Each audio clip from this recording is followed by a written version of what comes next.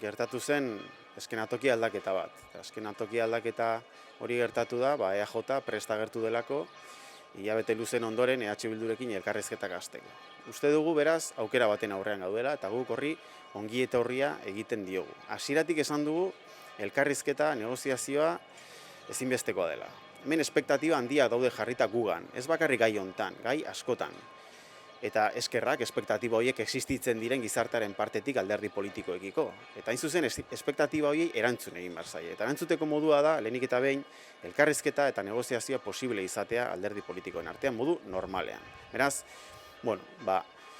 notizia ona da, hemendik aurrera hasiko ditugula elkarrizketak ez soilik EAJarekin, baita ere PSerekin, baita ere Sumarrekin, eta baita ere sindikatuekin. Datorren astean gu bilduko gara sindikatu guztiekin, Comisiones Obrerasekin, ELAkin, LABekin. Gure proposamena ezagutzen dituzte sindikatu guztiek eta alderdi politiko guztiek. Eta saiatu gara hain zuzen ere blokeo baten aurrean, hemen blokeo bat gertatu da PNV eta PSren artean, blokeo hori gainditu zezaken proposamen bat jartzen mahai gainean. Proposamena inklusiboa da, proposamena soluzio bat planteatzen dugula uste dugu.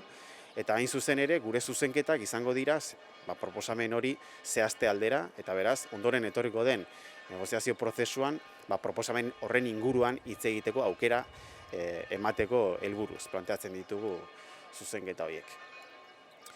Nik uste dut lasaitasunez hartu behar dugula gai hau eta seriotasunez. Honek badauka parte politiko bat, eta parte politikoa da ze printzipioaren gainean eman nahi zaion atera bidea auzi honi, eta guk uste dugu 3 printzipio direla, ezinbestekoak, eta hor denok, guztiok egon gaitezkeela, sindikatu guztiak egon daitezkeela, alderdi politiko guztiak ultra eskuina eta eskuin mutura salbu, noski, eta printzipio horiek dira, hizkuntza eskubideak oinarrizko eskubidea dira, 2 hizkuntza ofizial daude beraz, berdintasun efektibo bat existitu behar da 2 hizkuntzen artean, eta 3, malguak izan gaitezen eta empatikoak izan gaitezen euskara eman behar diogun jende horrekin guztiarekin.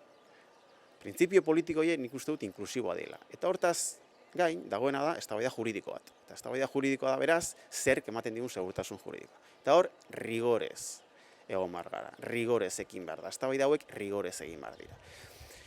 Ponentziatik pasatu diren adituek, inoko momentutan ez dute esan guk mahai gainean jarri dugun proposamenak inseguridade juridikoa dakarrenik, edo inkluso horrek konstituzionalean arazoa ekar ditzakenik. Aitziti, guztiz kontrara esan dute, guztiz kontrako iritzia eman dute. Beraz, lasaitasuna, lasai egin dezagun hau, jar dezagun mahai gainean eztabaida politikoa, saiatu gaitezen ateroa inklusibo bat